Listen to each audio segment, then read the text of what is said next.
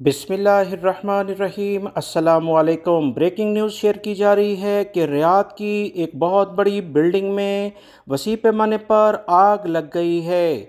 आग से काफ़ी ज़्यादा नुकसान भी हुआ है। कितने अफराद इसमें ज़ख्मी हुए, आग लगने की वजूहात क्या है, क्या कोई जाँ बहक हुआ है, अभी इस बारे में मुतल्लिका इदारे तहकीकात कर रहे हैं।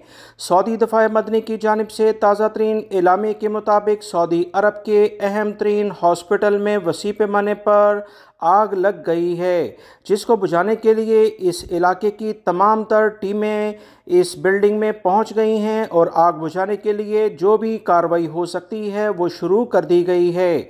सऊदी अरब के मुतल्लिका इदारों की जानिब से कहा गया कि आग लगने की वजूहात क्या हैं, क्या ये किसी की कारस्तानी है या शॉर्ट सर्किट की बिना पर लगी है, इस बारे में तहकीकात की जाएंगी। जो भी अफराद मुलव्विस होंगे उन्हें कड़ी सज़ाएं दी जाएंगी।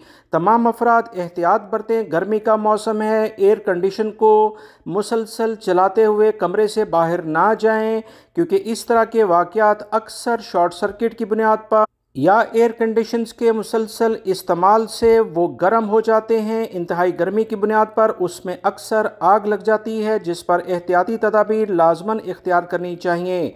मुतल्लिका इदारे इस बारे में जैसी रिपोर्ट मज़ीद जारी करेंगे आप तमाम हजरात से शेयर कर दी जाएगी।